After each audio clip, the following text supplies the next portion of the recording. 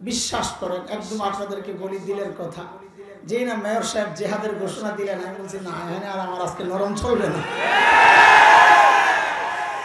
Mayor সাহেব যেখানে জেহাদের ঘোষণা দেয় আমার আর ঘরে বসে থাকার সময় নাই। আল্লাহ আল্লাহ আল্লাহ কবুল করুন, আল্লাহ কবুল করুন। আমি দিল থেকে দোয়া করতেছি আল্লাহ কবুল করুন। তিনি তো দোয়া চাইছেন আমি যেন এইবার জিতে যাই। আমি আসার পর বলছি এইবার কেন, আপনি সব সময় জিতেন, আপনারা থাকলে আমাদের সুবিধা। আল্লাহু আকবার বলে। যাই হোক বড় ভালো লাগছে একটা কথা, এই কথাটাই আমরা বুঝাইতে চাই কিন্তু কেউ বুঝতে চায় না। অনেকে সরকারের মুখোমুখি আমাদেরকে দাঁড় করায় দেওয়ার জন্য একটা পক্ষ কাজ করতেছে। আমরা বলতে চাচ্ছি এই পর্যন্ত যে কথাটা, যে বাংলাদেশের মানুষের একটা পরিচয় রাজপথে, আরেকটা পরিচয় এই শামিয়ানার নিচে। রাজপথের পরিচয় কেউ লাঙ্গলে ভোট দেয়, কেউ নৌকায় দেয়, কেউ ধানের শীষে দেয়, কেউ দাঁড়িপাল্লা দেয়, বহু রকমের দল। কিন্তু যখন এই শামিয়ানার নিচে চলে আসে, কালিমার ছায়াতলে চলে আসে, ওই মানুষ ভুলে যায় আমি কোন দল করি, তখন সব এক দল কালিমার দল বলা হয়ে যায়। আজকে আমাদের মেয়র সাহেব সেই প্রমাণ রাখলেন যে হ্যাঁ আমাদের এই বক্তব্যই ঠিক। এই জায়গায় আওয়ামী লীগ নাই, বিএনপি নাই, সবাই নবীকে ভালোবাসে, সবাই চায়। ওই সবুজ ভাইকেও দেখেছি ওখানে এই কথা বলতে, এমপি সাহেব, মাননীয় এমপি সাহেব, যে যদি আল্লাহর নবীর ইজ্জত রক্ষা করার জন্য কোন আন্দোলন করতে হয় আমি আছি এখন। এটা তো প্রত্যেকটা মুমিনের হৃদয়ের কথা। এখানে কোন রাজনীতির গ্রান্ট, কেউ যদি রাজনীতির গন্ধ খুঁজতে চায় বুঝতে হবে তার মতলব খারাপ। এদেশের মানুষ দেশকে যেমন ভালোবাসে তার চেয়ে অনেক বেশি ভালোবাসে তার নবীকে। এদেশের মানুষ তার দলকে যেমন ভালোবাসে তার চেয়ে অনেক ভালোবাসে তার নবীকে। এদেশের মানুষ তার বাবা মাকে যতটা ভালোবাসে তার চেয়ে শত গুণ বেশি তার নবীকে ভালোবাসে। সেজন্যই বারবার আওয়াজ আর উচ্চারণ একটাই হয়, যাদের বাবার বেইজ্জতি হইলে সে প্রতিবাদ করে, বাবার বেইজ্জতির বিচার হয়। এই জমিনে আমার নবীর বেইজ্জতির কেন বিচার হবে না? নবীর বেইজ্জতির বিচার হইতে হবে, এবং সেই বিচার অন্য কোনো বিচার আমরা মানি না। একটাই বিচার চাই, একটাই, মৃত্যুদণ্ড দিতে হবে, মৃত্যুদণ্ড দিতে হবে।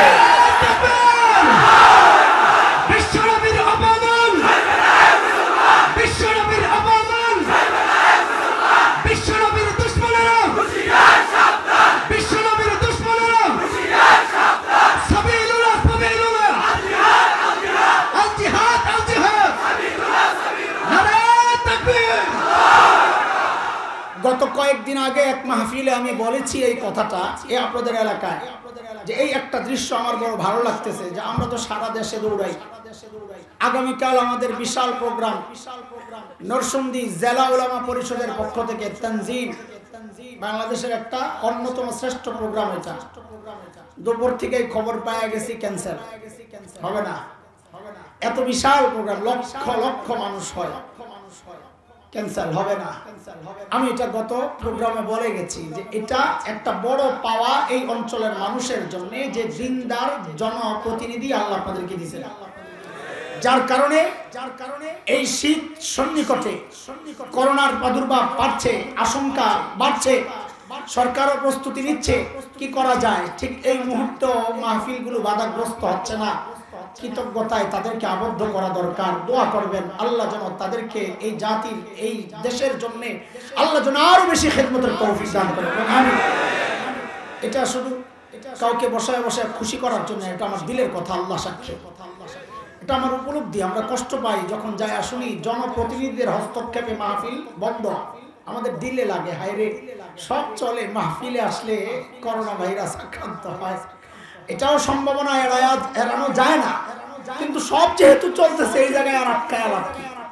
আল্লাহ হেফাজত করবেন ইনশাআল্লাহ, ইনশাআল্লাহ।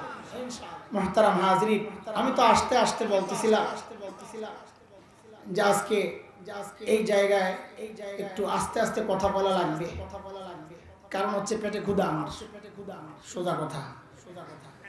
আগের জায়গায় খুব চিল্লাইতে হয়েছে, তো বলছি এই জায়গায় নরম আলোচনা হবে। বিশ্বাস করেন একদম আপনাদেরকে বলি দিলের কথা, যেই না মেয়র সাহেব জেহাদের ঘোষণা দিলেন আমি বলছি না এখানে আর আমার আজকে নরম চলবে না। মেয়র সাহেব যেখানে জেহাদের ঘোষণা দেয় আমার আর ঘরে বসে থাকার সময় নাই।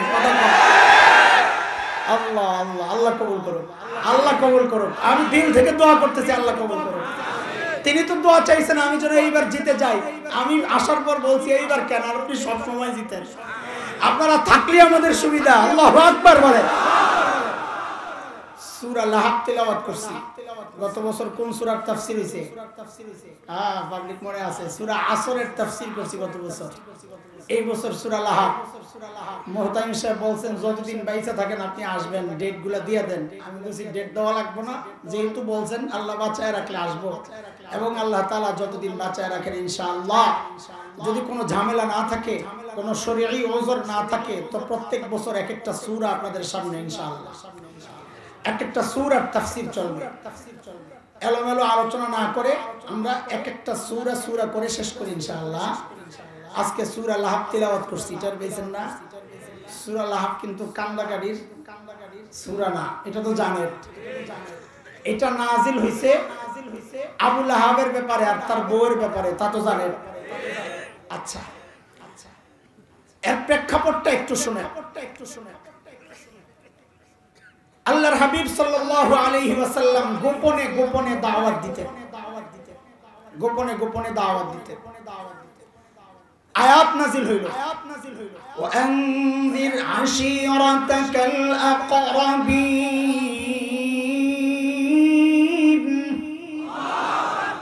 নিকট আত্মীয় যারা তাদেরকে প্রকাশ্যে দাওয়াত দেওয়া শুরু করে। হুকুম আসলো, নবী আলাইহিস সালাম সোজা চলে গেলেন সাফা পাহাড়ে, মক্কার পাশে এক পাহাড়। যা ডাকা শুরু করলেন, ইয়া সাবাহা,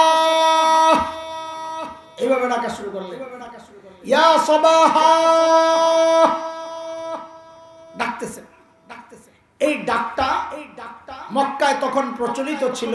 দুশমনের আনাগোনা যদি কেউ লক্ষ্য করত, অনুভব করত, আন্দাজ করত, তো তার জাতি আর কওমকে সতর্ক করার জন্য এইভাবে ডাকতো, ইয়া সাবাহা। নবী আলাইহিস সালাম যখন ডাকাডাকি শুরু করছে, মক্কার কাফিররা চিন্তা করা শুরু করলো যে মুহাম্মদ সাল্লাল্লাহু আলাইহি সাল্লাম নিশ্চয়ই কোনো বিপদের গন্ধ পাইছে, না হলে এভাবে ডাকতো না। যে নিজে পারছে গেছে, যে পারে নাই প্রতিনিধি পাঠাইছে, যায়া দেখো মুহাম্মদ কেন ডাকতেছে। সব দৌড়ায়া যায় জিজ্ঞেস করতেছেন, ইয়া মুহাম্মদ কেন ডাকছো? নবী বললেন, হে আমার কওম, আমি যদি বলি এই পাহাড়ের ওপারে শত্রু চলে আসছে, বিশ্বাস করবেন আপনারা? সবাই এক বাক্যে স্বীকার করলেন, জীবনে তুমি একটা মিথ্যা বলো নাই, আমরা কেমনে বিশ্বাস না করি? তখন আল্লাহর হাবিব বলেন, এই আমার কওম, কুলু লা ইলাহা ইল্লাল্লাহ তুফলিহু, যদি ওইটা বিশ্বাস করে থাকো, এইটাও বিশ্বাস করো, বলো লা ইলাহা ইল্লাল্লাহ বলো, তাইলে তোমরা কামিয়াব হয়ে যাবা, নাইলে ভয়ঙ্কর বিপদ তোমাদের জন্য অপেক্ষা করতেছে, আখিরাতের বিপদ। এই কথা বলার সাথে সাথে সবাই বিব্রত, কি বললো এটা? এতদিন যিনি জিন্দেগিতে কাউকে গালি দেয় নাই, কটু কথা বলে নাই, রূঢ় আচরণ করে নাই, ঝগড়া করে নাই, একটা মিথ্যা বলে নাই, কোনো আমানতের খেয়ানত করে নাই, এত ভালো মানুষটা এখন নিজের বিপক্ষে একটা কথা বলছে, হঠাৎ করেই তার প্রতিবাদ করা যায় না। একটা চোখ লজ্জা আছে না? থাকলে কি হইব? সব সমাজেই দুই চারটা মুরগি চোরা থাকে না? মুরগি চোরা সব সমাজেই দুই চারটা থাকে। ওই সমাজের বাইরে না, ওই সমাজও মুরগি চোরা একটা আছিল, নাম হলো আব্দুল উজ্জা। নাম কি? আর নাম কি? চিনেন? আবু লাহাবরে সবাই চিনে, কিন্তু আব্দুল উজ্জা চিনে না। তার আসল নাম তো আব্দুল উজ্জা। আবু লাহাবের আরেক ভাইয়ের নাম ছিল নওফল। কি ছিল? কি ছিল? সব জায়গায় এই নওফল গুলা ঝামেলা করে। আরেক নওফল চিনেন আপনারা? আহজাব খন্দকের যুদ্ধের সময় গর্তে পড়ে গেছিল, ওই বেটার নাম ছিল নওফল ইবনে আব্দুল্লাহ। পইরা আর গারমটকায় গেছিল, ইতিহাস পড়ে দেখেন, গারমটকায় মারা গেছে। নবী আলাইহিস সালামের কাছে কাফেররা প্রস্তাব পাঠাইছে, 10,000 দিরহাম দিয়া দাও, নওফলের লাশ দিয়া দাও। নবী আলাইহিস সালাম ওই টাকার গাঁটটি যেটা ওটারে ওই ঘোড়ার লগে বাইন্দা দিয়া দিছে, এই নাপাক লাশ আমি টাকা দিয়ে কিনতে রাজি না, লয়ে যা লাশ লয়ে যা টাকা লয়ে যা। তা আব্দুল উজ্জা হলো আবু লাহাবের আসল নাম, কিন্তু যেহেতু এই নামের মধ্যে শিরকের গন্ধ আছে, উজ্জার গোলাম, উজ্জার বান্দা, আল্লাহ তাআলা এই শিরক ওয়ালা নামটাকে অ্যাভয়েড করা আবু লাহাব বলছে। লাহাব মানে আগুনের স্ফুলিঙ্গ। আবু লাহাবের চেহারা ছিল লাল টকটকে সুন্দর, লাহাবওয়ালা মানে লাল্লু, লাল্লু সোজা তরজমা কি লাল্লু, কাজে গাল সুন্দর দেখে মনে করেন না বড় পিসা, কথা কয় না। এখনকার মানুষ তো পেট বড় দেখলে মনে করে বড় পিসা, গাল মোটা মোটা দেখলে মনে করে বড় পিসা। আল্লাহ এই জন্য কবি বলেন গর্ব সুরত আদমি ইনসাবুদে আহমদ হু জাহাল হাম এক সাবুদে। আরে চেহারায় যদি মানুষের মূল্যায়ন হতো তাইলে নবী আর আবু জাহেলের মধ্যে কোনো পার্থক্য থাকতো না। চেহারায় কিছু যায় আসে না, কালা বেটা বুজুর্গ, ওইটা হলো আসল ব্যাপার। সবাই চুপচাপ, কেউ কথা বলে না, কিন্তু ওই যে মুরগি সোরা আবু লাহাব দাঁড়ায় গেছে, দাঁড়ায় কায়া মুহাম্মদ, পাথর একটা লইছে, মারবে একটা ভাব, আলী হাজা জামাতানা, এই জন্য আমগরে ডাকছো, পাথর মারবো মারবো অবস্থা। ইসলামের ইতিহাসের সর্বপ্রথম তাওহীদের দাওয়াত যিনি দিয়েছেন প্রকাশ্যে নবী, তার বিরুদ্ধে সর্বপ্রথম পাথর উঠাইছে কে? আবু লাহাব। একদিকে হচ্ছে তাওহীদের দাওয়াত যারা দেয়, যার নেতৃত্বে মুহাম্মদুর রাসূলুল্লাহ সাল্লাল্লাহু আলাইহি ওয়াসাল্লাম, গন্তব্য জান্নাত। আরেক মিছিলের নেতৃত্বে আবু লাহাব, আব্দুল উজ্জা, যারা তাওহীদবাদীদেরকে আঘাত করতে চায়, মারতে চায়, মটকাইতে চায়, যার নেতৃত্বে আবু লাহাব, যার গন্তব্য হচ্ছে জাহান্নাম। দুই মিছিল চালু হয়ে গেছে। এরে দোস্ত, তুমি কোন দল করো জানার দরকার নাই, তুমি খালি দেখো তুমি কোন মিছিলে অংশগ্রহণ করেছ। যদি তাওহীদের দাওয়াতের পক্ষে অংশগ্রহণ করো তো নবীর নেতৃত্বে তোমার ঠিকানা জান্নাত, আর তাওহীদবাদীদের বিপক্ষে যদি আক্রমণ করো, হুমকি ধমকি দাও, তো আবু লাহাবের নেতৃত্বে তোমার ঠিকানা জাহান্নাম। হ্যাঁ মুহাম্মদ, এই জন্য আমার আমগরে ডাকছস। মানুষ নিজেরে গালি দিলে সহ্য করে, কিন্তু সন্তানরে কেউ মারলে করে করে বিন্দু মাত্র সহ্য হয় না। ঠিক এই জায়গায় যেন ঘটনা তাই ঘটলো। এই আবু লাহাব সারা জিন্দেগি শিরক করলো, আল্লাহ কিচ্ছু বলেন না। কিন্তু যেই না আমার নবীকে গালি দিছে, এখন আর আমার আল্লাহ বলে নবী আর পারলাম না, আপনি চুপ থাকেন, আপনি চুপ থাকেন, জবাব আমি দেব। খবরদার খবরদার খবরদার, ইসলামপন্থীদের বিরুদ্ধে অবস্থান নেও। একবার মনে রেখো, আমাদের হয়তো তোমাদেরকে জবাব দেওয়ার বাহ্যিক ক্ষমতা নাই, কিন্তু যার ক্ষমতায় আমরা নাচি, সেই আরশে আজিমের মালিকের ওয়াদা, তাদের জন্য আমি আল্লাহ যথেষ্ট। ইন্না কাফাইনাকাল মুস্তাহজিঈন। নবী, আপনাকে নিয়ে যারা ঠাট্টা বিদ্রুপ করে, আপনি কিচ্ছু বলেন না, আপনি বলে কতটুকু বলবেন, আমি আল্লাহ তাদের জন্য যথেষ্ট। বলেছেন কে? সূরা নাযিল হয়ে গেল, তাব্বাত ইয়াদা আবি লাহাবিন ওয়া তাব। আয়াত নাযিল হয়ে গেল, সূরা নাযিল হয়ে গেল। আবলা কি বললি তুই? তাব্বাল্লাক, ও মুহাম্মদ তুমি ধ্বংস হও, তুমি ধ্বংস হও। আল্লাহ বলেন আবু লাহাব ধ্বংস আমার নবী হবে না, ধ্বংস তোর জন্য অনিবার্য। সূরার তরজমায় পরে আসতেছি, আয়াতের তরজমায় পরে আসতেছি। এখান থেকে একটা বিষয় ক্লিয়ার হওয়া দরকার। কিছু বিষয় আছে আল্লাহ তাআলা ছাড় দেন, ছেড়ে দেন না। কিন্তু কিছু বিষয় আছে আল্লাহ ছাড়ও দেন না, ছেড়েও দেন না। এর মধ্যে একটা বিষয় হচ্ছে দ্বীন আর শরিয়াকে নিয়ে যারা গালাগালি করে আল্লাহ বলেন তাদের কোনো ছাড় নাই। আমরা খামাখা নাসি, আমাদেরকে অনেকে বলে ভাই জনপ্রতিনিধি যারা আছেন আপনাদেরও বিষয়, যেহেতু আপনারা দিনদার, বুঝা সহজ হবে, বলাও সহজ হবে, অবস্থান ক্লিয়ার রাখাও সহজ হবে। যেই মৌলবীরা কেন তো চিল্লাই যায়, আমরা তো বলি না যে আপনারা ক্ষমতা থেকে না, এটা বলছি। হেফাজতে ইসলামের আন্দোলন 13 দফায় একটা দফাও নাই যে সরকারকে নামাইতে হবে, একটাও দফা নাই যে বিএনপি বা অন্য কোন দলকে সরকারে পৌঁছাইতে হবে। ওই ভাগবাটোরা আপনারা করে খান, আমরা লাগবো না। এই জায়গায় আমাদের অবস্থান ক্লিয়ার যে বাংলাদেশের এত এত অপকর্ম চলে, এগুলার বিরুদ্ধে আপনাদের কথা নাই। খালি কিছু এলে নাস্তিক মোর্তাদের ফাঁসি চাই, ঘটনা কি ভাই? শিখছি আল্লাহ থেকে। কোথেকা? সূরা তাওবা, সংখ্যাগুলো মনে রাখেন যেন কাজে লাগে। সূরা আত-তাওবা আয়াত 12-13, 10 নম্বর পারা। হাফিজ কোরআন শরীফ খুললে একেবারে 7 নম্বর পৃষ্ঠার মাঝখানে পাইবে। আল্লাহ তাআলা বলতেছে, কথা কার? আমাদের কথা শুনে যদি কারো খারাপ লাগে আরাম করে মারতে আসো, মারার আগে একটু হিনালো কথা। সেটা হইলো আমগো ঢাকায়, আমি তো আসলে ঢাকায় মানুষ, ঢাকায় আমাদের জন্মটাই হয় না, খালি সপ্তাহে নেই। তো আমগো ঢাকায় পোলা পাই নিও চাপার জোরটা একটু বেশি, কিছু পারি আর না পারি চাপা দিয়ে হুডাই লাগে। 2 পোলা মারামারি লাগছে, গন্ডগোল। তো যেটা মার খাইছে এটা তো মারতে তো পারে না, সিডি লাগছে। এখন তো মেসেজ পাঠায়, এখন তো মেসেজ চিঠির মধ্যে লাগছে আবে তোরে পায়ালো আমি মহল্লায় খায়ালাম। যেই না চিঠি পৌঁছাইছে ডাক পিয়ন, চিঠি খুইলা পড়েই তো মেজাজ খারাপ হয়ে গেছে, চিঠিটা ছিড়াই দিছে থাপ্পড়।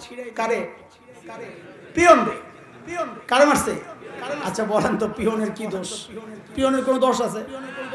পিয়নের তো থাপ্পড় খায় আর কি রে, পাগল নাকি? আমাদের দোষ কি? আমি চাকরি করি। বলেন এটা সুস্থ না পাগল? কোরআনের কথা শুনলে যাদের কষ্ট লাগে আর আমগরে মারতে আসে সেও পাগল, কারণ আমাদের কথা না, কথা আল্লাহর। আমরা তো ডাক পিয়ন, আল্লাহর কালাম পৌঁছায়া দিতেছি তোমার কাছে। কিছু বলার সাধ্য আর সামর্থ্য আর হেডম থাকলে যাই আল্লাহরে নমরুদের মতো যাইয়া বলো যায়। তো আল্লাহ কবর অপেক্ষা করো, আমিও মশা পাঠাইতেছি তোরে মারার জন্য। আমার ট্যাঙ্ক কেমন লাগবে রে? আল্লাহু আকবার। মালিক বলেন সূরা তাওবা আয়াত 12-13, وَإِنَّ كَثُوا أَيْمَانَهُمْ مِنْ بَعْدِ عَهْدِهِمْ وَطَعَنُوا فِي دِينِكُمْ فَقَاتِلُوا أَئِمَّةَ الْكُفْرِ إِنَّهُمْ لَا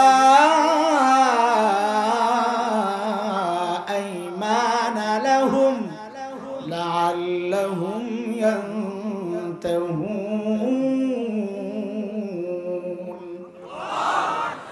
ألا تقاتلون قوما نكثوا أيمانهم وهموا بإخراج الرسول وهم بدأوكم أول مرة أتخشونهم فالله أحق أن تخشوه إن كنتم مؤمنين। কথাগুলো কার? আরো জোরে কার? আল্লাহ বলেন রে মুমিন, আল্লাযীনা তাআনু ফি দীনিকুম। আমি সব আয়াতের তরজমা করতেছি না, খালি বক্তব্যটা একটু তুলে ধরতেছি রে ভাই। আল্লাহ বলেন যারা দ্বীনকে নিয়ে কটাক্ষ করবে, গালিগালাজ করবে, বিদ্রুপ করবে, লা আইমানা লাহুম, তাদের সাথে কোনো আপোষ চলবে না, চুক্তি চলবে না, নিরাপত্তা নাই। বলে কি করা লাগবে? বলে একটাই শাস্তি, ফাকাতিলু আইম্মাতাল কুফর। শাস্তি একটাই, মৃত্যুদণ্ড। কার কথা? শেষ আয়াতে মালিক বলতেছে আলা তুকাতিলুনা কওমান নাকাসু আইমানাহুম দিনের বিরুদ্ধে যাদের অবস্থান তাদের বিরুদ্ধে তোমরা লড়াই কেন করো না? ডরাও নাকি তাদেরকে? আতাখশাউনাহু, আল্লাহ জিজ্ঞেস করতেছে কে? কয় করে ডরাস নাকি? কয় কারে ডরাবো? কয় মনে হয় ভারতরে ডরাস, মনে হয় আমেরিকারে ডরাস, মনে হয় রাশিয়াকে ডরাও, ইউরোপীয় ইউনিয়নকে ডরাও, চীনকে ডরাও। আল্লাহ বলেন তাদেরকে ডরাইলে হবে না। এর তুই যদি মুমিন হয়ে থাকস, ফাল্লাহু আহাক্কু আন তাখশাউ, ডরাইতে হবে একমাত্র কাকে? মাঝে মধ্যে আমরা যখন হুমকি দেই মানুষ হাসে, কি করে? হাসে হাসে, দেখছো কারবারে বলে আমেরিকা দখল করবো। গাদা, তোর বিশ্বাস না হয়েছে, আমি আমার নবীকে বিশ্বাস করি। কেমন? তুমি যেমন বিশ্বাস করো দুয়ে দুয়ে চাই, আমিও বিশ্বাস করি আমার নবী যা বলছেন সব 100তে 100 হবে। আমার নবী বলেছেন কিয়ামতের আগে গোটা দুনিয়ার প্রত্যেকটা ঘরে ইসলাম পৌঁছবে। আমেরিকারে ডরায় লাভ নাই, ভারতকে ডরায় লাভ নাই, বরং স্বপ্ন দেখো, স্বপ্ন দেখো। আমি তো স্বপ্ন দেখি খোদার কসম, একদিন দিল্লির লাল কেল্লায় আবারও কালিমার পতাকা পথ করে উঠবে, পথ করে উঠবে।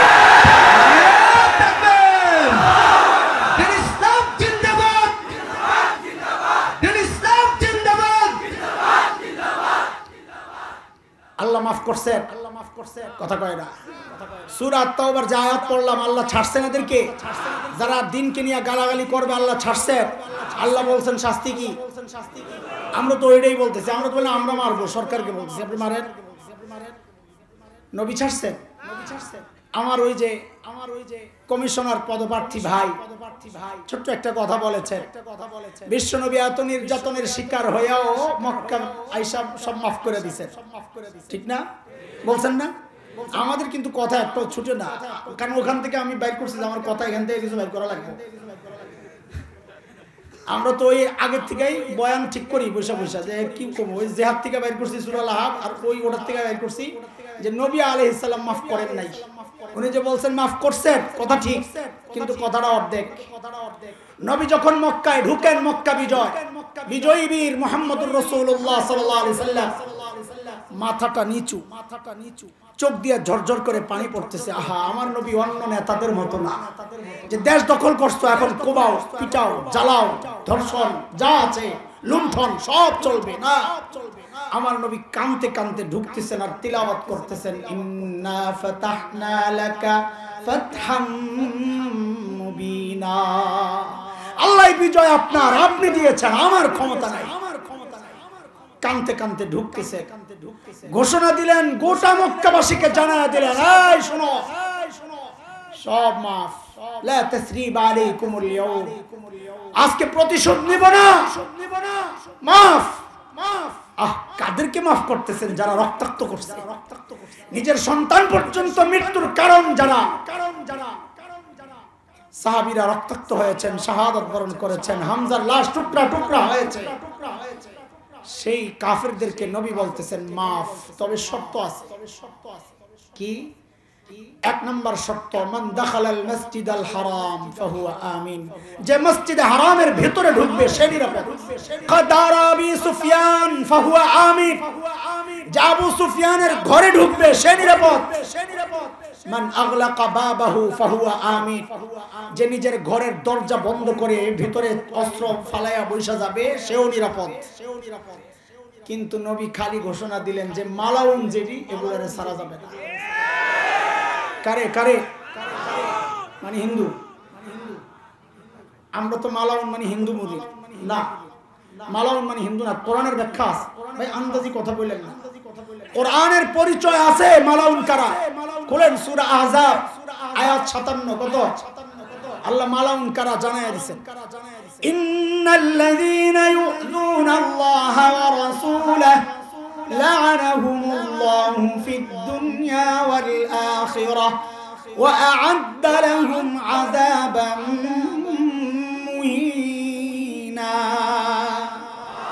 আল্লাহ আল্লাহর রাসূলকে যারা কষ্ট দেয় এরাই হলো মালাউন। এই যদি দাড়িওয়ালা হয় কইডাও মালাউন, কই যদি টুপিওয়ালা হয় কইডাও মালাউন, কই যদি জুব্বাওয়ালা হয় কইডাও মালাউন। মূর্তি পূজা করে কিন্তু আল্লাহ আল্লাহর রাসূলকে কষ্ট দেয় না, গালাগালি করে না, তাইলেও তাকে মালাউন বলা যাবে না। আল্লাহ বলছেন মালাউন কে? আল্লাযীনা ইউযুনাল্লাহা ওয়া রাসূলাহু, আল্লাহর রাসূল বা মুমিনদেরকেও যারা কষ্ট দেয় এরা হলো মালাউন। নবী ঘোষণা দিলেন মালাউনদেরকে ছাড়া যাবে না। কেন? আল্লাহ ছাড়েন নাই। আল্লাহ কয়েক আয়াত পর 61-62 সূরা আহজাব আল্লাহ জানাইছেন মালাউনদের ছাড় নাই। মালউনিনা আইনামা সুকিফু উখিযু ওয়া কুতিলু তাকতিলা সুন্নাতাল্লাহি ফিল্লাযিনা খালাউ মিন ক্বাবল ওয়ালান তাজিদা লিসুন্নাতিল্লাহি তাবদীলা। মালাউন ছাড়া যাবে না। বলে কি করা লাগবে? বলে আইনামা সুকিফু, যেখানে পাওয়া যাবে, উখিযু ধরবা, ওয়াকুতিলু। আল্লাহ এটা তো আগের কথা, এখন তো এগুলো চলবো না। আল্লাহ বলে সুন্নাতাল্লাহিল্লাতী ক্বাদ খালাত মিন ক্বাবলু ওয়ালান তাজিদা লিসুন্নাতিল্লাহি তাবদীলা। আমার সিস্টেম আগে যা ছিল এখনো তাই। আল্লাহর হাবিব ঘোষণা দিলেন এই যেগুলো আমাকে আমার দ্বীনকে নিয়ে কটাক্ষ করছে এগুলার ধর। শেখ ইবনে তাইমিয়া রাহমাতুল্লাহি আলাইহির একটা বিখ্যাত কিতাব আছে আস-সারিমুল মাসলুল আলা শাতিমির রাসূল। ওই কিতাবের মধ্যে তিনি 15 জনের নাম ঘোষণা করছেন। কয়টা? নবী এই গয়না গুনা 15 জনের নাম ঘোষণা করছেন যে এগরে ছাড়া যাবে না, এরা মালাউন, যেখানে পাইবি এখানে ধরবি। আব্দুল্লাহ ইবনে খাতাল 15 জন। আব্দুল্লাহ ইবনে খাতাল, কুরতুনা, কুরাইনা, সাররা, মাকিস ইবনে সুবানা, হুয়াইরিস ইবনে নাকিদ, আব্দুল্লাহ ইবনে সাদ ইবনে আবি সারাহ, আব্দুল্লাহ ইবনে জিবিয়ারা, কাব ইবনে জুহাইর, ওয়াহশি ইবনে হারব, হুবার ইবনুল আসওয়াদ, আব্দুল্লাহ ইবনে হুবাইরা বিনতে আবি ওয়াহাব আল মাখজুমি, হারিস ইবনে তলাতিল, হিন্দা বিনতে উতবা, ওয়াহশি ইবনে হারব, ইকরামা ইবনে আবি জাহল। এই 15 জনের নাম ঘোষণা হয়েছে। নবী বলেন যেখানে পাওয়া যাবে ধইরা মারা লাগবে। এরা শুই না, মাথাটা অবস্থা কি, যে যেমনি পারছে চারদিকে ছুটছে, পালাইতাছে। আব্দুল্লাহ ইবনে খাতাল করছে কি, যায়া কাবার গিলাফ দিয়া নিজেরা জড়াইছে। কারণ এ মনে করছে মুসলমানরা তো কাবার ইজ্জত করে, এটা দিয়া জড়াইলে মনে হয় বেঁচে যাবো।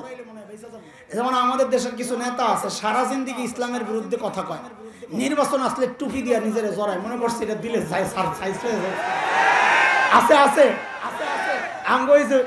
হুজুর নির্বাচনের সময় দাঁড়িয়ে রাখছে না সবসময়। আমার মেয়র ভাই মাহফিলে কি নির্বাচনের আগে আয় না সবসময়? কিন্তু কিছু মানুষ আছে, আমি তো বলেছিলাম আমাদের কামাল ভাই সারা জিন্দেগি আলেমদের বিরুদ্ধে অবস্থান। নির্বাচন আসলো, দেখলাম ওই আল্লাহর বান্দা জীবনে নামাজ পড়তে শুনি নাই, টুপি টাপি মাথায় দিয়ে পুরো হাসান বসি গেছে শাহজালালের মাজারে। দেখছেন নি আপনারা? এটা কোত্থেকে শিখছে? আব্দুল্লাহ ইবনে খাতাব। কাবার গিলাফ দিয়ে নিজেরা জড়াইছে, কিন্তু জড়াইলে হইব কি, গাদা নিচে দিয়ে তো পাও দেখা যায়। এটা যখন পড়ি তো ছোটবেলার একটা গল্প মনে পড়ছে। নতুন বউ শ্বশুরের সাথে বসছে খাইতে পিরার মধ্যে। পিরা ছিলেন কি বলে লাগে, পিরি। তো পীরের মধ্যে বৈশা বৈশা ভাত খায়। হঠাৎ করে বায়ু ছুটছেন, ঠুস করে আওয়াজ হচ্ছে। এটা নিয়ে হাসাহাসি করবা না, এটা হাসাহাসির জিনিসটা। এটা নিয়ে হাসাহাসি করার কারণে কওমে লূতের উপর আযাব আসছে। কওমে লূতের উপর খালি সমকামিতার কারণে আযাব আসছে এটা না, আরো কিছু অপরাধ ছিল। এর মধ্যে এটাও একটা ছিল যে বায়ু সাইরা এরা প্রতিযোগিতা করতো কাটটা কত লম্বা। খুব খারাপ তো আওয়াজ হয়েছে। এখন বউ তো নতুন বউ শরম পাইছে না শ্বশুরের সামনে। বউ কি করছে, প্লেটের মধ্যে আঙ্গুল দিয়ে এরকম গুতা মারছে, করত করে আওয়াজ হয়েছে। আরে শ্বশুরে বুঝাইছে যে আব্বা আওয়াজ যেটা পাইছে এটা আপনি যেটা মনে করছেন এটা না, এটা আমার আঙ্গুলের গুতা।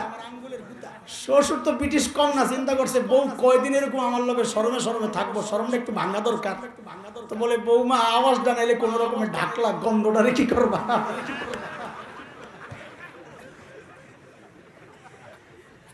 আব্দুল্লাহ ইবনে খাতালের অবস্থা হইছে তাই। ওটা বডিটারে নাইলে কাবার গিলাফ দিয়ে ঢাকলি তুই পাও কি করবি? হযরত আলী কাররামাল্লাহু ওয়াজহা দেখছেন সাহাবায়ে কেরাম তো পাগল হয়ে গেছে, কারণ নিয়ত তো ছিল যে এটারে পাইবো সাইজ করব। নবী তো আটকায় দিয়েছেন যে না, যারে তারে সাইজ করা যাবে না। এখন সব রাগ আর ক্ষোভ যায় জমছে 15টার মধ্যে, তাহলে ভাগে একটু বেশি না? দৌড়ায় যায় আব্দুল্লাহ ইবনে খাতাল রে আরো দুই সাহাবী, তিনজনে মিল্লা বাইর করছে।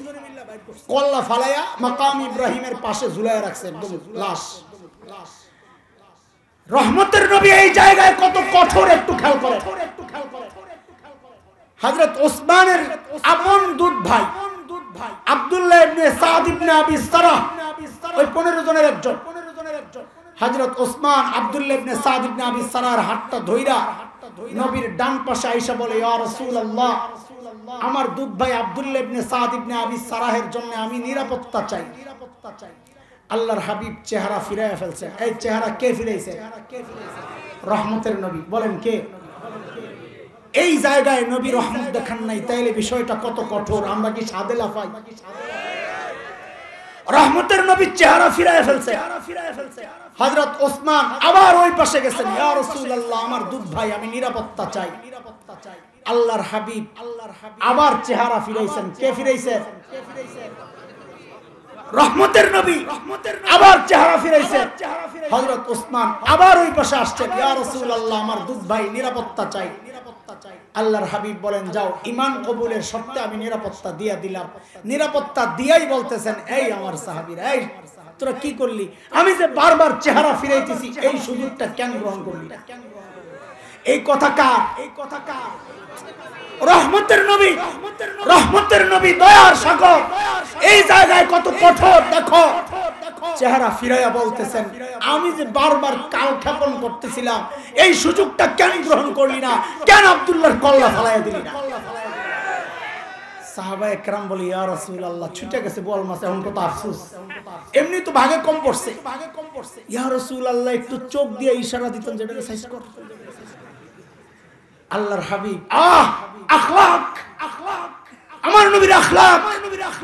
আল্লাহর নবী বলেন, এরে আমার সাহাবীরা, আমি নবী, আমি নবী, আমি নবী, আমি নবী। নবীদের শান না আকারে ইঙ্গিতে চোখের ইশারায় কথা বলা।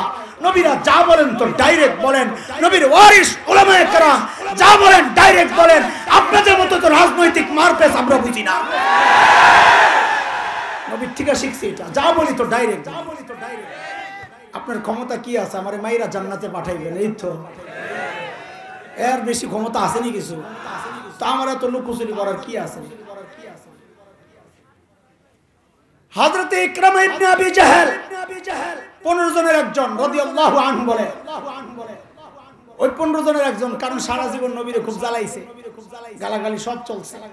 আল্লাহ তাকদীরে ঈমান রাখছে তো মুসলমান হয়ে গেছে। ইকরামা ইবনে আবি জাহেল পালাইছে ইয়ামানের দিকে। কোন দিকে? বর্ডার ক্রস করবে, এর মধ্যে পড়ছে নদী একটা ছোট, নৌকা দিয়া পার হইতে হবে। যেই না নৌকায় উঠছে, এর মধ্যে ঝড় তুফান শুরু হয়েছে। এরা মরুভূমির মানুষ, এরা পানি দেখলেই তো ডরায়। সাঁতার জানবো তার দূরের কথা, জীবনে পানির মধ্যে পাউ চুবাইছি। আর আমরা সাঁতার যাই না, তো ডুবে মারা যায়। ইকরামা যেই ঝড় তুফান শুরু হয়েছে, এখন শুরু করছে ভগবান, মানে এর ভগবান যায়, ইয়া লাত, ইয়া উজ্জা, ইয়া মানাত, ইয়া হুবাল, বাসাও বাস। মাঝি বলে কি জানেন? বলে এই জায়গায় কাজ হবে না, এই জায়গায় বাঁচানে ওয়ালা একজন। বলে কে? আল্লাহ। সব বিপদ থেকে বাঁচানে ওয়ালা কে? কার কথা? ওয়া ইয়ামসাসকাল্লাহু বিদুররিন ফালা কাশিফা লাহু ইল্লা হু। আমাদের নদীর ওই পারের সবচেয়ে বড় পিশাব, নাম বলছি না, তিনি তার বইয়ের মধ্যে লিখেছেন, আমার মুরিদরা যদি বিপদে পড়ে, শুধু তাই না, মুরিদের আত্মীয় স্বজনও যদি বিপদে পড়ে, আমি বাঁচায়া দেওয়ার ক্ষমতা রাখি। ঈমান থাকবে, ঈমান থাকবে। বাঁচানে ওয়ালা কে? হযরত ইকরামা বলেন, কিরে ভাই, কি বললি তুই? এই জায়গায় আমারে কে বাঁচাবে? কয় স্থলে যিনি বাঁচানে ওয়ালা, তিনিও এখানে বাঁচানে ওয়ালা। বলে কে? মাজির এই কথার সাথে সাথে হযরত ইকরামার দিল পাল্টায় গেছে। আল্লাহ কার কথায় কখন যে হিদায়াত রাখে, অথচ ইকরামার কানে নবীর দাওয়াত পৌঁছে নাই। ইকরামার কপালে ইসলাম আসে নাই। একজন সাধারণ নাজির দাওয়াতে ইসলাম কবুল করে ফেলাইছে। এই জন্য এদেরকে তুচ্ছ তাচ্ছিল্য না করি, বলা যায় না কার কথায় কে হেদায়েত পায়। হইতে পারে আমি হাসান জামিল সারা জিন্দেগি কাইন্দা কাইটা যাকে আনতে পারি নাই রাস্তায়, এক রিকশাওয়ালা, ভ্যান গাড়ি, ঠেলা গাড়িওয়ালা একজন যায় বুঝাইছে, ভাই আসো মসজিদে, দিল আল্লাহ পাল্টাইয়া দিতে পারে। হযরত ইকরামা যখন শুনলেন আল্লাহ ছাড়া বাঁচানেওয়ালা কেউ নাই, হযরত ইকরামার দিলটা পাল্টায়া গেছে। সাথে সাথে হাত উঠাইলেন আল্লাহর কাছে, আল্লাহুম্মা লাকা আহদুন ইন আফাইতানি মিম্মা আনা ফি আন আতিয়া মুহাম্মাদান হাত্তা আদআ ইয়াদাইয়া আলা ইয়াদাইহি ফালা আজিদান্নাহু আফুওয়ান গফুরান কারীমা। আল্লাহ, যেই বিপদে আমি পড়লাম, আল্লাহ যদি এই বিপদ থেকে আমারে বাঁচায়া দেন, যদি আমি বেঁচে যাই, আমি এই জায়গা থেকে সরাসরি নবী মুহাম্মাদের কাছে চলে যাব। হাত্তা দায়াদাইয়া আলা ইয়াদাইহি, আমার হাত দুইটা যায় নবীর হাতে রেখে আমি মুসলমান হয়ে যাব। আমার বিশ্বাস তিনি আমাকে ক্ষমা করে দিবেন, আমার বিশ্বাস তিনি আমার সাথে সুন্দর আচরণ করবেন, রূঢ় আচরণ করবেন না, আমার বিশ্বাস তিনি আমাকে বুকে জড়ায়া নিবেন। কাফের, তাও আমার নবীর প্রতি বিশ্বাস। পিছনে পিছনে ইকরামার বিবি আসছে দৌড়ায়া দৌড়ায়া জামাইরে বাঁচাইতে। ইকরামার বিবি মুসলমান, উম্মে হাকিম বিনতে হারিস ইবনে হিশাম, না হ্যাঁ, উম্মে হাকিম বিনতে হারিস ইবনে হিশাম ইকরামার বিবির নাম। দৌড়ায় আসছে, আগের সম্পর্কে ছিল চাচাতো ভাই।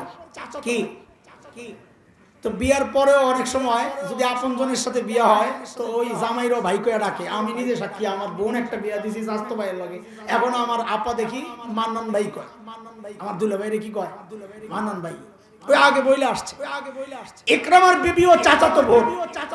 এই চাচাতো বোন হওয়ার সুবাদে ওই কথা বইলে ডাক দিছে নদীর পাড় থেকে, ইবনা আম, ও আমার চাচাতো ভাই, ইন্নী ক্বাদ জিতু মিন ইনদি আবাররিন নাস ওয়া আওসালিন নাস ওয়া খায়রিন নাস ক্বাদ ইস্তামানতু লাকা রাসূলুল্লাহি সাল্লাল্লাহু আলাইহি ওয়াসাল্লাম ফালা তুহলিক নাফসাক। এ আমার চাচাতো ভাই, আমি এমন একজন মানুষের কাছ থেকে আসছি, আবাররুন নাস, যিনি মানুষের মধ্যে সবচেয়ে ভালো মানুষ, আওসালিন নাস, যিনি মানুষের মধ্যে আত্মীয়তার সম্পর্কের ক্ষেত্রে সবচেয়ে বেশি মূল্য দেয়, ওয়া খায়রিন নাস, যিনি মানুষের মধ্যে সবচেয়ে উত্তম চরিত্রের অধিকারী। আমি তার কাছ থেকে তোমার জন্য নিরাপত্তা নিয়ে আসছি, সুতরাং তুমি নিজেকে ধ্বংসের মুখে ঠেলে দিও না। আসো, ওয়েলকাম। জামাই আসছে, আয়েশা জামাই বউ একসাথে হইছে, মেলামেশার চেষ্টা করছে। যে রিওয়ায়াতে যতটুকু আছে এটা বলে দিলাম। বউ বলছে না, আগে নবীর কাছে যাও, এরপরে বাকি খবর। যখন যায়, আল্লাহর হাবিব টের পাইছেন ইকরামা আসতেছে মুসলমান হইয়া। কেমনে টের পাইছেন? নবী গায়েব জানতেন। জানতেন না? এত বড় নবী গায়েব জানে না? কই কি রে হাসাই বলেন? আল্লাহ, কত মানুষ এই বিশ্বাস করে নবী গায়েব জানতেন। নবী গায়েব জানতেন? কোরআন খুলেন, আল্লাহ কি বলে? সূরা আরাফ আয়াত 188, 188, 9 নম্বর পারা, হাফিজ কোরআন শরীফের খুললে একদম 14 নম্বর পৃষ্ঠার প্রথম লাইন, প্রথম আয়াত। কার কথা? কুল লা আমলিকু লিনাফসি নাফআন ওয়ালা দাররা ইল্লা মা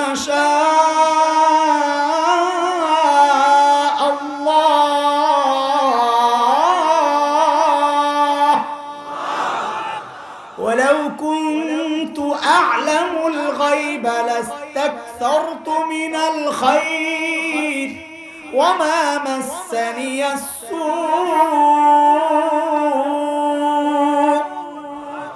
নবীকে দিয়ে আল্লাহ বলাচ্ছেন, নবী আপনি বলেন, ওয়ালাউ কুনতু আ'লামুল গায়ব, আমি নবী যদি গায়েব জানতাম বহু ভালো কিছু অর্জন করতে পারতাম, আমি আর এত বিপদে পড়ি না। তার মানে নবী গায়েব জানতেন। তো কেমনে জানলেন? ফোন আসছে। কি আসছে? ফোনে আপনি জানেন না ঢাকায় গন্ডগোল লাগছে? ফোনে জানেন না মামুলক ভাই কোন জায়গায় মাহফিল করতে দেন নাই? পায়ে গেছেন না ফেসবুকে? তো ওই সময় তো ছিল আল্লাহ তাআলা ডাইরেক্ট দিতেন জিবরাইল আমিনের মাধ্যমে, যাও খবর দিয়ে আসো আমার নবীরে। যাই না গেছেন, ইকরামা আসতেছে মুমিন হয়ে।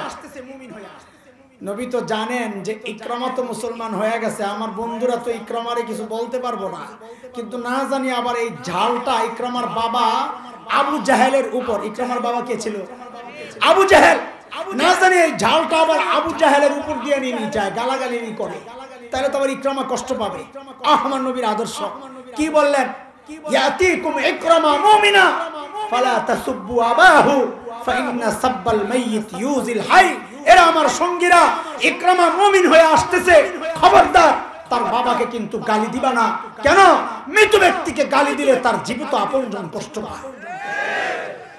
এই একটা আদর্শ যদি এই জাতি গ্রহণ করত, আমার নবীর এই ছোট্ট একটা কথা যদি এই জাতি গ্রহণ করত, পারস্পরিক দূরত্ব অনেকটা কমে যেত। যদি বঙ্গবন্ধুর অনুসারীরা জিয়াউর রহমানকে কটূক্তি করা বন্ধ করে দেয়, জিয়াউর রহমানের অনুসারীরা বঙ্গবন্ধুকে কটূক্তি করা বন্ধ করে দেয়, খোদার কসম আমার প্রিয় হাবিবের এই ছোট্ট একটা হুকুমের উপর আমল করলে তাদের আপোষের অনেক দূরত্ব কমে যাবে ইনশাআল্লাহ। দোস্ত, এই পর্যন্ত এইটুকু কথা বললাম। বাকি 13 জনের হিসাব আর দিলে সারা রাত যাবো, আমি সূরা শেষ করতে পারুম না। কি বুঝাইলেন? বুঝাইলাম হচ্ছে আল্লাহও ছাড়েন নাই, রহমতের নবীও এই বিষয়ে কোনো আপোষ। সাদে আল্লামা আহমদ শফি এই বার্ধক্যে এই বুড়ো বয়সে 2013-তে রাজপথে নেমেছিলেন।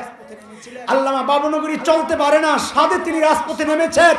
এই আলেম উলামা সহজ সরল মানুষ, রাজনীতি বুঝে না, ক্ষমতার লোভ যাদের নাই, ক্ষমতার এই হালুয়ার পিছনে যারা ছুটে না, তারা রাজপথে নিজের জীবনকে হুমকির মুখে ঠেলে দিয়ে খামাখা নেমেছেন। কারণ যেই বিষয়ে আল্লাহ ছাড় দেন নাই, যেই বিষয়ে নবী ছাড় দেয় নাই, প্রত্যেকটা ইমানদার মুমিনের একটাই কথা, আমরাও ছাড় দিতে রাজি না। এই জমিনে হিন্দু থাকবে, খ্রিস্টান, বৌদ্ধ, মগ, পুরাণ, গারো, চাকমা, কোকিল, সাঁওতাল, টিপরা সব থাকবে। থাকতে পারবে না শুধু যারা এই মানচিত্র বিশ্বাস করে না, যারা দেশের স্বাধীনতাকে বিশ্বাস করে না, তারা থাকতে পারবে না। আর একটা জাতি থাকতে পারবে না যারা আমার নবীকে গালি দেয়, আলেম উলামাকে গালি দেয়। মুসলমানদের এই জমিনে থাকতে দেওয়া হবে না, থাকতে দেওয়া হবে না। বিশ্বনবীর দুশমনেরা হুঁশিয়ার সাবধান, ইসলামের দুশমনেরা হুঁশিয়ার সাবধান, দিন ইসলামের দুশমনেরা হুঁশিয়ার সাবধান। সর্বকালের শ্রেষ্ঠ নবী হুঁশিয়ার সাবধান, সর্বকালের শ্রেষ্ঠ নবী হুঁশিয়ার সাবধান। হুঁশিয়ার সাবধান, বিশ্বনবীর নিয়ে হুঁশিয়ার করতেছে। মন একদিকে, কান একদিকে। লা হাওলা ওয়ালা কুওয়াতা। হ্যাঁ,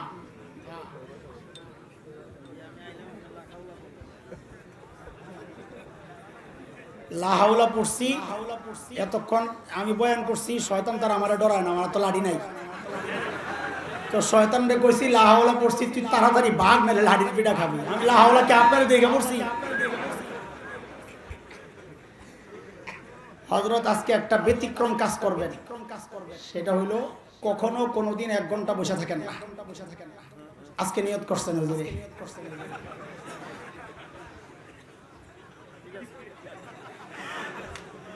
অনুমতি দিছে না, বেয়াদবি হবে। কি কয়? আচ্ছা অল্প কিছু, অল্প করবে, অসুবিধা নেই। তাব্বাত ইয়াদা আবি লাহাবিন ওয়া তাব। আরে দোস্ত, তুমি নামাজ পড়ো না, আমি তোমাকে ওইভাবে বলবো না কিছু। তুমি মদ খাও, জিনা করো, সুদ খাও, দুর্নীতি করো, আমি তোমাকে ওইভাবে কিচ্ছু বলবো না, দাওয়াত দিব। কিন্তু জায়গাটা বড় স্পর্শকাতর, নবীকে নিয়ে কটূক্তি করবা, তোমার সাথে কোনো আপোষ চলবে না।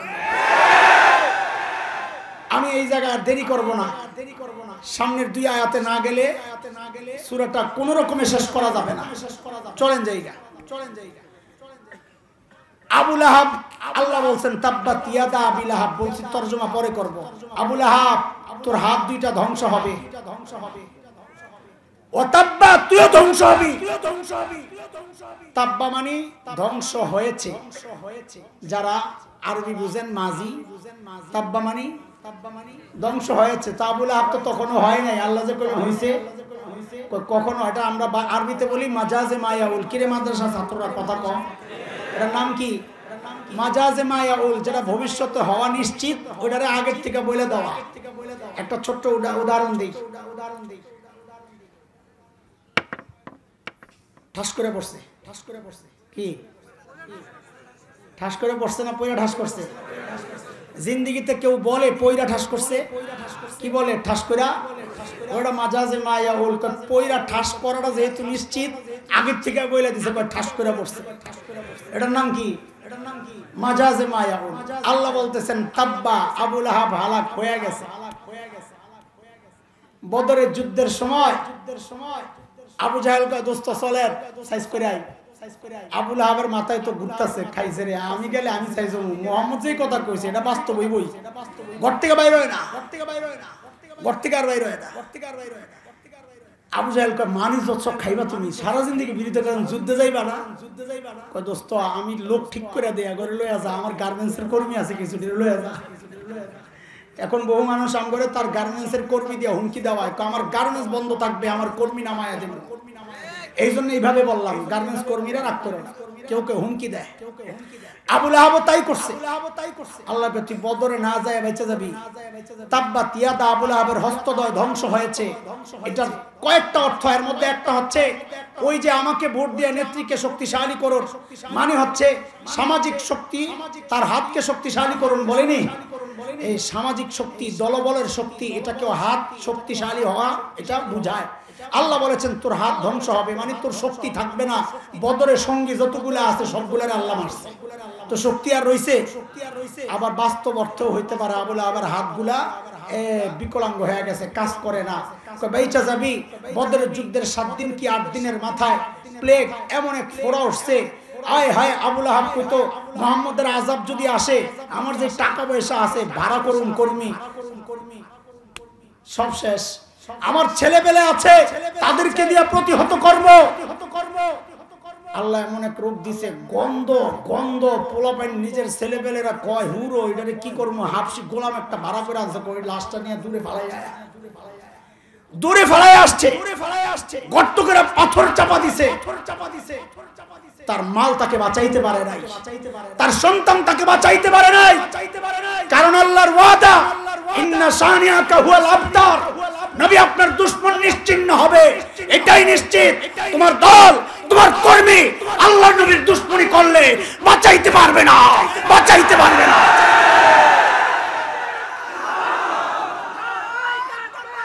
বসে বসে হ্যাঁ, ভাইয়ের জন্য কিছু স্টক রাখেন, এমন আর করেন না। আবু লাহাবের বউ সম্পর্কে আল্লাহ বলছেন সায়াসলা নারান যাতা লাহাবি ওয়া ইমরাতু, তোর বউ সুদ্ধা যাবে জাহান্নামে। উম্মে জামিল বিনতে হারব ইবনে উমাইয়া, বল না কিনা, উম্মে জামিল বিনতে হারব ইবনে উমাইয়া, বউ শুই নাই মাথা খারাপ, কিরে আমার বিরুদ্ধে কথা কয়। এই যখন রাস্তায় চলতো তাফসীরের কিতাবে আসছে, দূর থেকে দেখলে বোঝা যাইতো এটা বেড়া না বেড়ি, এইরকম লাফায় লাফায় চলতো। তখন তো উদাহরণ না দিলে বুঝবি না। তো যদি আবু লাহাবের যুগের বউ চিনতে মনে চায় তো শাহবাগে যায় দেখবি যেগুলো স্লোগান কর না, মনে করবে এটি যুগের আবু জাহেল। হাতে পাথর, হাতে পাথর। মসজিদে হারামের ভেতরে ঢুকছে, নবী তিলাওয়াত করতেছেন মক্কার পাশে, কাবার পাশে। সাইয়েদনা আবু বকর বসে বসে পাহারা দেয়। কত মাইর যে আবু বকর খাইছে পাহারা দিয়া দিয়া। আবু বকর দেখতেছেন উম্মে জামিল আসতেছে, নবীকে কানে কানে বলে ইয়া রাসূলুল্লাহ, উম্মে জামিল হাতে পাথর, নমুনা ভালো লাগতেছে না। নবী বলেন আবু বকর আপনি ঘাবড়ায়েন না, উম্মে জামিল আমারে খুঁজেই পাইব না।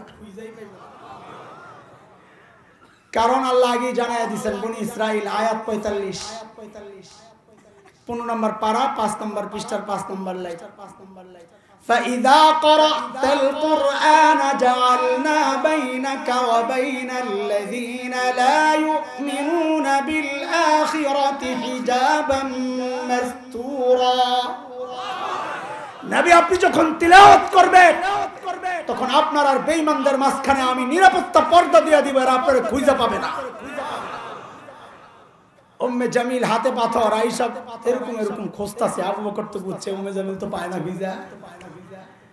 আবু বকর তোমার বন্ধু কই, তোমার বন্ধু কই, তোমার বন্ধু কই। আবু বকর যদি বলে জানি না, তো মিথ্যা কথা হয়, তো আবু বকরের সিদ্দিক কাটা যাবে। আর যদি বলে এই যে আমার নবী, তখন তো আবু বকর মার খাইবো, কারণ উম্মে জামিল তো কই মিথ্যা কথা, কই নবী তো দেখি না। আবু বকর তো মানুষ বড় চালাক, ব্যাকল না, পাবলিক দিনদার হইলে মনে করে ব্যাককল, হুজুর করে দেখলে মনে করে ব্যাককল, মৌলবী কিনা, আরে কথা কয় না। আমাদের মুস্তফা আল হুসাইন রহমতুল্লাহ আলাইহির কথা মনে আসেনি? কইছিলাম বড় মুহাসসির ছিলেন। মাহফিল শেষে এক হোটেলে বসে বসে খান রাত্রে, তো গোশত দিয়া খাইছে, হাড্ডি একটা রইছে, চারটা চুটা খাইয়া বই হবে হাড্ডিটা চাবা। পাশের টেবিলে বসে বসে এক ভদ্রলোক জেন্টলম্যান চা খায়। কি খায়? দুনিয়ায় কিছু মানুষ আছে দাড়িওয়ালা টুপিওয়ালা দেখলে চুলকানি শুরু হয়, ওই বেড়া ওই টাইপের চা খায় আর হুজুরের হাড্ডি চামানি দেয়। মনে মনে চিন্তা করছে হুজুরের একটু সাইজ করে আয়। চায়ের কাপটা হাতে নিয়ে হুজুরের টেবিলের সামনে দাঁড়ায় বলে এক্সকিউজ মি। হুজুর ইয়েস বলেন। হুজুর আপনাদের এলাকায় কুত্তায় কি খায়? বুঝছেন নি কারবার? খবিস মানে কি বুঝাইলো? আপনি যেমনি হাড্ডি খাইতেছেন কুত্তার মতো লাগতেছে, হুজুরের কুত্তা বানাই দিচ্ছে। মনে করছে ব্যাককল হুজুর আমার এই কথা শুই না, নাকের পানি চোখের পানি একাকার করে বেহুশ হয়ে যাবে। হুজুর তো পণ্ডিতের শেষ, যেই না জিজ্ঞেস করছে হুজুর আপনার এলাকায় কুত্তায় কি খায়, হুজুর নিচের দিকে তাকায় আমাদের এলাকায় কুত্তায় চা খায়।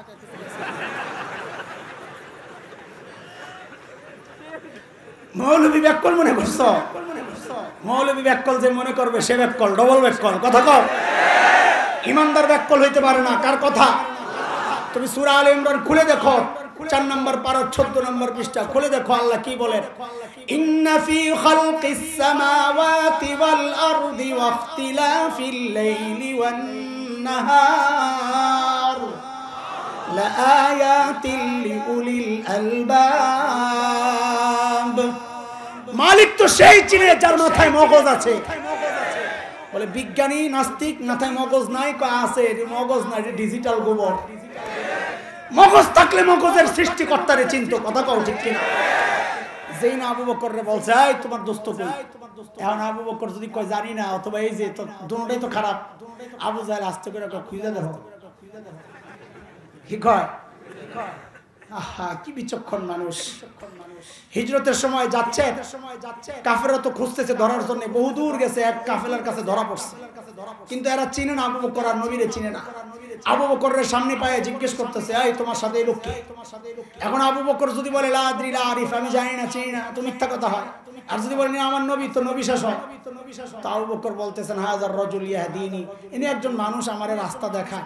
এরা মনে করছে পাহাড়ি রাস্তা চিনে না, রাস্তা দেখায়। আবু বকর তো নিয়ত করছেন ইয়াহদিনি ইলাল জান্নাহ, তিনি আমারে জান্নাতের রাস্তা দেখান। মানুষ কত বিচক্ষণ। আল্লাহু আকবার। আল্লাহ বলেন সায়াসলা নারান যাতা লাহাবিন ওয়া ইমরাআতু। আবু লাহাব তুইও যাবি, তোর বউও যাবে।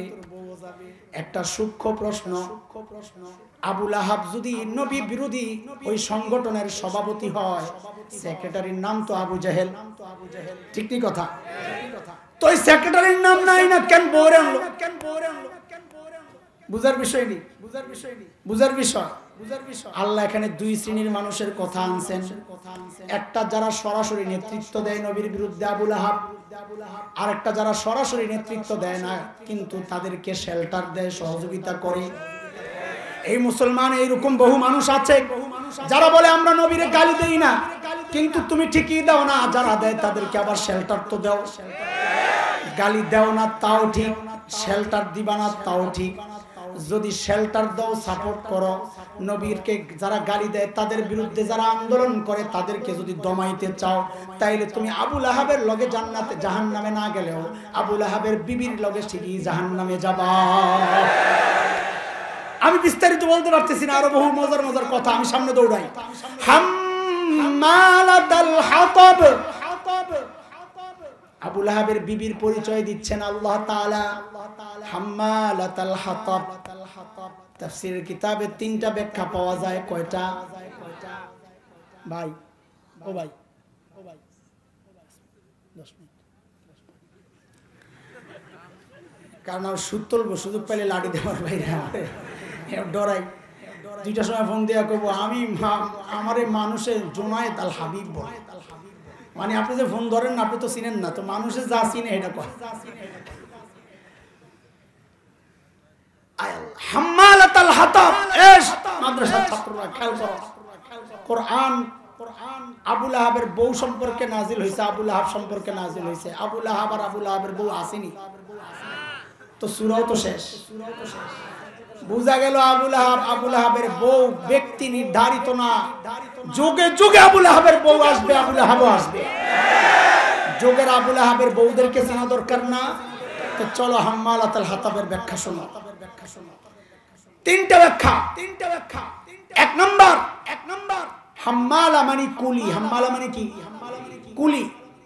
হাতাব শুকনা একটা কাজ করতো, এক নাম্বার সেটা হচ্ছে সে কাটাওয়ালা গাছ টুকায়া নবী আলাইহিস সালাম ঘর থেকে যে রাস্তা দিয়ে মসজিদে যাইতেন ওই রাস্তার মধ্যে ফালায়া রাখতো। কেন? বাধার সৃষ্টি করা, নবী যেন মসজিদে যাইতে না পারে, বাধার সৃষ্টি করা।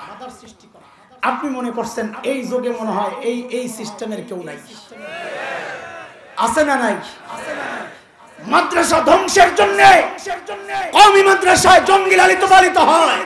এই অপপ্রচার ছড়ায়া মাদ্রাসার বিরুদ্ধে যারা অবস্থান নেয়, নিজের সন্তানকে মাদ্রাসায় পাঠাবে, এই অপপ্রচারে পয়রা যারা নিজের সন্তানকে মাদ্রাসা থেকে বিরত করে, ওই সমস্ত মানুষগুলাও যেন দ্বীনের পথে কাঁটা তৈরি করতেছে।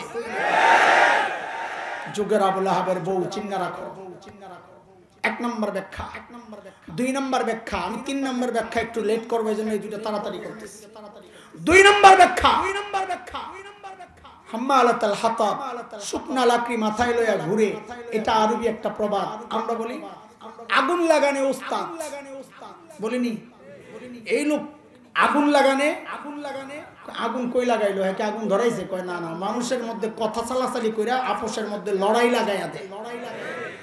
এই ক্ষেত্রে আরবিতে ব্যবহার হয় হাম্মালাতুল হাতাব। এই গুণটা আবু লাহাবের বউয়ের খুব ভালো ছিল। হাইটা খালি নবীর বদনাম করত। মানি হইল সুন্নি সাহা। মানি হইল, বলো সুন্নি। এই যুগের কিছু কুলাঙ্গার সাংবাদিক, আবু লাহাবের বউয়ের ভূমিকা আছে। হেফাজতে ইসলামের গন্ডগোল নাই, জোর করে গন্ডগোল দেখা। বিকল্প দল তৈরি হচ্ছে, 10 জন নেতা, 11 জন কর্মী, তাও হিসাব করলে খুঁজে পাওয়া যাবে না। তাও বলে হেফাজতের বিকল্প দল দাঁড়ায় গেছে। বুঝাইতে চাইতেছে যে হেফাজত আর আগের মতো শক্তিশালী নাই। মাদ্রাসায় কিচ্ছু না হইতে বিশাল হেডলাইন, টেলিভিশনে ওয়াজ মাহফিলে কিছু বক্তা 2-4টা কথা বলে, হয়তো এগুলো সমাজ বিরুদ্ধ কথা, আমরা মেনে নেই। তাদেরকে সংশোধনের জন্যই গঠিত হয়েছে ওয়াইজদের সংগঠন রাবিতাতুল ওয়াইজিন বাংলাদেশ। কিন্তু তারা যে কুৎসিত ভাবে তাদেরকে উম্মতের সামনে প্রকাশ করতেছে, তাদের উদ্দেশ্য এই ওয়াজ মাহফিল বন্ধ করা। এই যুগে এই অপকর্মগুলো যারা করছে তারাও সব হাম্মালাতুল হাতাব, যুগের উম্মে জামিল বিনতে হারব ইবনে উমাইয়া। 3 নম্বর ব্যাখ্যা, হাম্মালাতুল হাতাব, জাহান্নামে আল্লাহ তাআলা আবু লাহাবের বউরে দিয়া আবু লাহাবের আগুনের ইন্ধনগুলা মাথায় করা আইনা ফালাবে। যা তুই যায়া জ্বালা। আল্লাহ দেখায়া দিয়েছেন আমার নবীরে যারা গালি দেয় তার আপনজনকে দিয়ে আমি তাকে শায়েস্তা করি। এটা হচ্ছে কথা। একটা ছোট্ট ঘটনা শোনায়া শেষ করব। পারস্য সম্রাট খসরু পারভেজ ইয়ামানের গভর্নর, পারস্যের অধীনে তখন, ইয়ামান পারস্যের অধীনে, ইয়ামানের গভর্নর ছিল তখন বাজান। কিনা? বাজান। বাজানের কাছে দূত পাঠাইছে, মদিনা থেকে মুহাম্মদকে গ্রেফতার করে পারস্যে পাঠায়া দাও। কে? খসরু পারভেজ। কে? ও মুসলমান, খেয়াল করো। বড় স্পর্শকাতর জায়গা এটা। এই জায়গায় 6-9 চলবে না। বাজান তো ডরায়া শেষ, মদিনা থেকে মুহাম্মদকে ধইরা আনমু। আয়রে আল্লাহ! কারণ বাজান তো জানে যে মদিনায় নবী যে আশিকদের মধ্যে থাকে এরা বাংলাদেশের জিলাপি খাওয়া আশিক না। এটা বাজান ভালো করেই জানে, এরা কল্লা দেওয়ার আশিক। বাজান 2 জন দুধ পাঠাইছে, যা হুকুম আসছে সম্রাটের, কি করবো, নাহলে আমারও তো কল্লা যাবে। পাঠাইছে 2 জন যায়া মদিনায় নবীর সামনে যায়া এরকম কাঁপতেছে আর বলতেছে খসরু পারভেজ হুকুম পাঠাইছে আপনারে ধইরা নেওয়ার জন্য। কাঁপতেছে কারণ এটা আমার নবীর মুজিজা। নবী বলেছেন নুসিরতু ফুদ্দিলতু আলাল আম্বিয়া বিসিত, আল্লাহ আমাকে 6টা জিনিস দিয়া সব নবীদের উপর মর্যাদা দান করছেন। এর মধ্যে একটা হচ্ছে নুসিরতু বির-রুব, আল্লাহ আমাকে রব দিয়া সাহায্য করেছেন। মাসিরাতা শাহর, 1 মাসের দূরত্ব রাস্তা, ওই জায়গা থেকেও নবীর নাম উচ্চারিত হলে, নবীর চেহারা ভাইসা উঠলে মানুষ কাঁপতে কাঁপতে ভয়ে অস্থির হয়ে যায়। এটা নবীর আল্লাহর পক্ষ থেকে নবীর জন্য দান, মুজিজা। এটা ওলামায়ে কেরাম ওয়ারাসাতুল আম্বিয়া, মিরাস হিসাবে ওটা পাইছে। আল্লামা আহমদ শফি চলতে পারে না, কথা কইতে পারে না, ইবনে জুল্লে তাকে সারা দেশের মানুষ ডরায় অস্থির, কোন সময় কোন ডাক দেয়। আল্লামা বাবুনগরী পাও চলে না, ধৈর্য ধৈর্য নিয়ে হুইল চেয়ারে বসায়, সারা দুনিয়া অস্থির, কখন কোন কর্মসূচি ঘোষণা দেওয়া দেয়। কারণ কি? এটা ওয়ারাসাতুল আম্বিয়া, নবীর কাছ থেকে মিরাস সূত্রে পাওয়া, যে যত বড় আল্লাহ ওয়ালা, আল্লাহ তার মধ্যে রব তৈরি করে দিবেন। ইসলাম বিদ্বেষী অপশক্তির নাম শুনলেই থরথর করে কাঁপতে থাকে। বাজানের যে 2 দূত আসছে, আয়েশা নবীর সামনে কাঁপতেছে, আপনার ধৈর্য নিতে। নবী আলাইহিস সালাম মুস্কি হাসতেছেন, আয়েশা বলতেছেন ঠিক আছে, আজকে যাই আরাম করো, খাওয়া দাওয়া করো, কালকে সকালে আইসো। এরা তো বাচ্চা গেছে, কোন রকম যায় ঘুমাইছে, খাওয়া দাওয়া কইরা সকালবেলা আইছে, কই চলে নাঙ্গুলো। নবী আলাইহিস সালাম বলেন তোমরা ফেরত যাও, কারণ সিদ্ধান্ত চেঞ্জ হয়ে গেছে। সিদ্ধান্ত তো এরা মনে মনে চিন্তা করছে সিদ্ধান্ত চেঞ্জ হয়েছে, উনি জানলো কেমনে? কিন্তু যেহেতু বলছে ভাই চল, কোন রকম পালাই, সুযোগ একটা পাইছে। এরা তো ডরায় অস্থির, দৌড়ে গেছে ইয়ামানে। যায়া বাজানকে বলতেছে, স্যার মুহাম্মদ তো বললো সাল্লাল্লাহু আলাইহি সাল্লাম, মুহাম্মদ তো বললো সিদ্ধান্ত পাল্টায় গেছে। বাজান কয় কে পাল্টাইলো সিদ্ধান্ত? আমি তো জানলাম না। বাকি মুহাম্মদ যেহেতু বলছে কোনো কাহিনী আছে, হ্যাঁ তো জীবনে মিথ্যা কথা কয় না। এর মধ্যেই দেখতেছে পারস্যের দিক থেকে ঘোড়ার ধুলার অনেক দূর থেকে ধুলা দেখা যায়। এটা বুঝবেন, রকেট চলে বহু দূর থেকে লেন্সা দেখা যায়, ধোঁয়া দেখেন না? ঠিক মরুভূমিতে যখন ঘোড়া চলে বহু দূর থেকে বোঝা যায় কিছু একটা আসতেছে, ধুলা উঠতে থাকে। বাজান কয় ঘটনা কিছু একটা হইতেছে, পারস্যের দিক থেকে মনে হয় দূত আসতেছে, রাখ, অপেক্ষা কর। পারস্যের দিক থেকে দূত আসছে। আসার পর খবর দিতেছে আগের সব সিদ্ধান্ত শেষ। কেন? বলে খসরু পারভেজকে তার ছেলে শেরওয়া গত কয়েকদিন আগে হত্যা করে সিংহাসনে আরোহণ করে সিদ্ধান্ত জানিয়েছে আমার বাবার সব সিদ্ধান্ত ক্যান্সেল। মদিনায় যারা গেছে দূত, এদেরকে ফেরত আনা হোক, বাজানের কাছে খবর পাঠাও। আল্লাহ দেখায়া দিচ্ছেন, এরে খসরু পারভেজ, আমার নবীর সাথে বেয়াদবি করছস না, আমি তোর সন্তানকে দিয়া তোকে শায়েস্তা করব। আমি ইতিহাস আর বলতে চাই না, আল্লামা বাবনগীর উপর এক পুলিশ কর্মকর্তা নির্যাতন চালিয়েছিল, ইতিহাস সাক্ষী, তার সন্তান তাকে এবং তার স্ত্রীকে হত্যা করেছে। আল্লাহ এই যুগে দেখিয়ে দিয়েছেন। সুতরাং সাবধান, সাবধান, নবীর বিরুদ্ধে অবস্থান নিবা, তোমার দলের কর্মীরা তোমাকে হত্যা করবে, তোমার সন্তান তোমাকে হত্যা করবে। বিশ্বনবীর দুশমনেরা, বিশ্বনবীর দুশমনেরা, সাবিলুনা সাবিলুনা, তরিকুনা তরিকুনা। আল্লাহর নবীর বিষয়টা বড় স্পর্শকাতর। বলে তুমি নামাজ পড়ো না, মুক্তি পাওয়া যাইতে পারো, রোজা রাখো না, মুক্তি পাওয়া যাইতে পারো, কিন্তু খবরদার নবীকে নিয়ে কোনো বাজে মন্তব্য করবা না। শুধু তাই না, যদি বাজে মন্তব্য করো তো আবু লাহাব তোমার নেতা, আর বাজে মন্তব্য করো নাই কিন্তু যারা করে তাদেরকে শেল্টার দাও, সাপোর্ট করো, পরামর্শ দাও, তাইলে উম্মে জামিল তোমাদের নেতা। উভয়ের গন্তব্য জাহান্নাম, তুমিও জাহান্নামে যাবা। কোন দল করো সেটা বিষয় না, যে গালি দিয়েছে সে আমার দলের লোক, এইটা মুসলমান চিন্তা করতে পারে না। যে গালি দিয়েছে সে যদি আমার বাবা হয়, আমার কলিজার টুকরা সন্তান হয়। আহা, সাইয়েদনা আবু বকরের ছেলে আব্দুর রহমান বদরের যুদ্ধে মুসলমান না, নবীর বিরুদ্ধে যুদ্ধ করছে।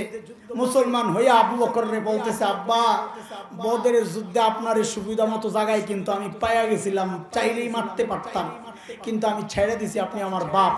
আবু বকর বলে, আল্লাহর কসম, আমি যদি তোমারে পায়া যাইতাম জায়গা মতো আমি শেষ করে ফেলতাম। এর নাম ঈমান, এর নাম ইসলাম। দল বুঝি না, নেতা বুঝি না, বাপ বুঝি না, সন্তান বুঝি না, আমার নবীকে যে কুলাঙ্গের গালি দিবে তার কল্লা ফালায়া দিতে হবে, কল্লা ফালায়া দিতে হবে।